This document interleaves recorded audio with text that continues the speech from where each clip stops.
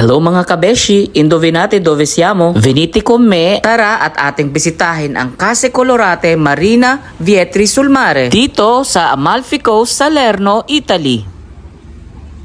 Alam nyo ba mga kabeshi na ang Case Colorate ay isa sa isang magandang tourist spot na inyong mabibisita dito sa Marina di Vietri. At ito ang isa sa symbolic, colorful houses, isa sa pinakamagandang borgo o bayan, puno ng kasaysayan, tradisyon, sining at arte na talaga namang mamamangha ka sa kakaibang ganda ng lugar na ito na punong-puno ng makukulay, tiles and ceramics made in Italy.